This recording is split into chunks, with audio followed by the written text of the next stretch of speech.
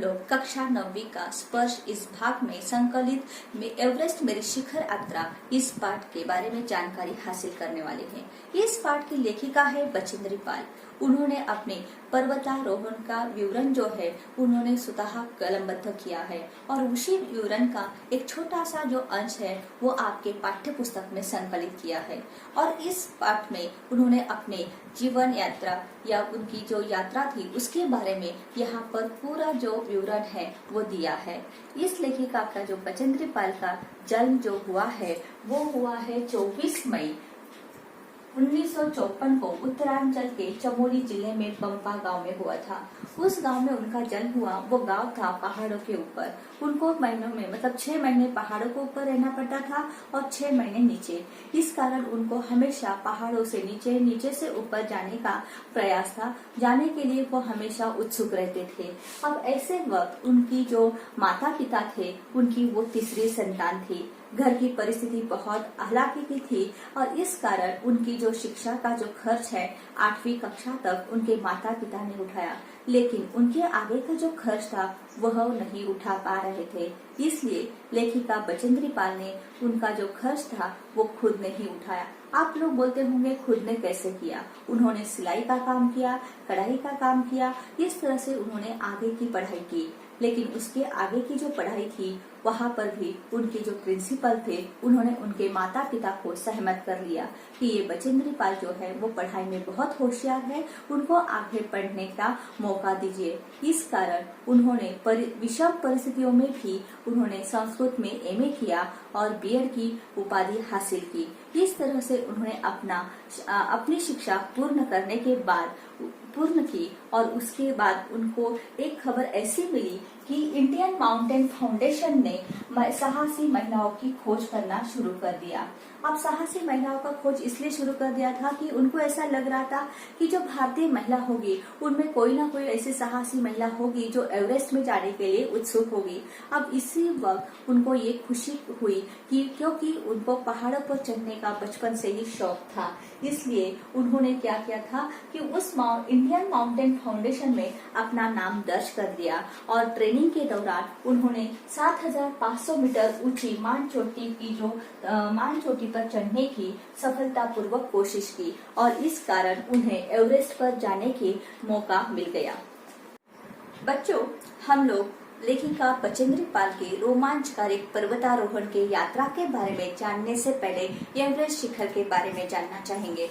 ये एवरेस्ट शिखर जो है दुनिया का सबसे बड़ा और ऊंचा शिखर है। इसकी ऊंचाई जो है 8,848 मीटर है और यह एवरेस्ट शिखर जो है वो चीन और तिब्बत के बीच में स्थित है और इसी एवरेस्ट शिखर को पहले एक्सपी के नाम से जाना जाता था। और वैज्ञानिकों का ऐसा मत है कि इस एवरेस्ट शिखर की प्रति वर्ष जो ऊंचाई है 2 सेंटीमीटर से बढ़ती है और इस एवरेस्ट शिखर पर प्रथम आरोहण का जो मान है वो है एडमंड हिलेरी और तेंजिंग नॉर्गे के नाम है। उन्होंने वह आरोहण जो है वो 29 मई 1953 में किया था। लेखिका बचेंद्री पाल के पर्वतारोहण की घटना को देखकर उनको अभियान में शामिल किया गया था। इस अभियान की शुरुआत दिल्ली से हो गई थी। लेखिका का दल 7 मार्च दिल्ली से काठमांडू के लिए रवाना हुआ। मुख्य अभियान दल के प्रस्थान करने से पूर्व उपनेता प्रेमचंद के नेतृत्व में एक दल एवरेस्ट के बेस कैंप के मार्ग की सफाई करने के लिए भेजा गया। लेखिका ने सर्वप्रथम शेरपा लैंड के सर्वाधिक महत्वपूर्ण नगरीय क्षेत्र नमचे बाजा से एवरेस्ट को देखा। नेपालियों के बीच एवरेस्ट का एक और नाम प्रचलित है जिसे सागर माथा कहते हैं। लेखिका एवरेस्ट के प्रति बेहद आकर्षित हुई और मन ही मन वह एवरेस्ट की चुनौतियों का सामना करने के लिए दृढ़ प्रतिज्ञ भी थी। अपने दल समेत लेखिका जैसे ही पेरिस पहुंची तो वहां उसे एवरेस्ट अभियान पर गए 16 शर्पा कुलियों के दल में से एक की मृत्यु तथा 4 अन्य के घायल हो जाने की सूचना मिली। शेरपा लैंड में पहुंचने के बाद एवरेस्ट की तरफ गौर से देखते हुए मैंने एक भारी बर्फ का बड़ा फूल देखा जो पर्वत शिखर पर लहराता एक ध्वज सा लग रहा था और इस तरह उन्होंने अपनी इस पर्वतारोहण की यात्रा शुरू करने के लिए उन्हें कर्नल खुल्लर की प्रेरणा किस तरह से मिली, यह हम लोग देखेंगे। कर्नल खुल्लर जो एवरेस्ट अभियान दल के मुखिया थे, उन्होंने एवरेस्ट अभियान के दौरान इस तरह की चुनौतियों का सामना करने की प्रेरणा दी। इस बीच उपनेता प्रेमचंद ने एवरेस्ट अभियान मार्ग की सफाई हो जाने की सूचना दी। इधर आए दिन हिमपात और हिमस्खलन की सूचना मिलती रहती थी, जिससे लेखिका अपने अभियान को लेकर बहुत आशंकित और डरी रहती थी। परंतु एवरेस्ट की चोटी तक पहुंचने का सपना उसकी आंखों में पल रहा था। लेखिका और उसका दल एवरेस्ट की चढ़ाई के लिए निरंतर अभ्यास करता रहा। लेखिका को एक दिन शेरपा तेंजिंग से मुलाकात करने का मौका मिला।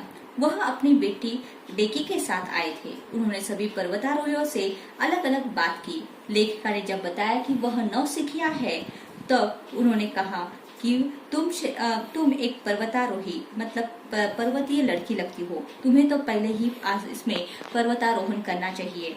इस तरह से उन्होंने उनको प्रेरित किया और उनको कहा, उनका उत्साह बढ़ा दिया। उसके बाद उसी वक्त प्रेमचंद जो थे वो कैंप 1 तक का 6000 मीटर का रास्ता साफ करके 26 मार्च पेरिस लौटे और उन्होंने कहा था कि वहां पर झंडों से रास्ता चिन्हित किया गया है और हो सकता है कि हिमस्खलन भी हो जाए। और उसी वक्त डॉक्टर मीनू मेहता ने लेखिका के दल को एल्यूमिनियम के सीढ़ियों का अस्थायी पुल बनाना, लट्ठों का उपयोग करना और बर्फों के दीवारों पर रस्सियों को किस तरह से बांधना यह सिखाया था। और उस वक्त और अंगदोर्जी लोब्सा यह साउथ कोल तक पहुंच चुके थे। इस तरह लेखिका बचेंद्री पाल अपने दल के साथ 15 और 16 मई को 1984 को जब लेखिका अपने कैंप 3 में गहरी नींद में सोई हुई थी, तभी बर्फ की एक विशाल चट्टान उसके कैंप से आ टकराई। लेखिका कई फीट बर्फ के नीचे दब गई। लेखिका के सहयोगी लोब्सांग एवं तशरिंग उसके साथ तंबू में थे। लोब्सांग ने अपने स्विस छुरी की मदद से लेखिका के तंबू का रास्ता साफ किया और बड़ी तत्परता से लेखिका को बचाने के प्रयास में जुड़ गए। आसपास जमे कीड़े हिमपिंडों को खोदकर लोब्सांग ने बड़ी मुश्किल से उसे बर्फ की कब्र से बाहर निकाला। लेखिका मौत के मुंह में जाते जाते बची।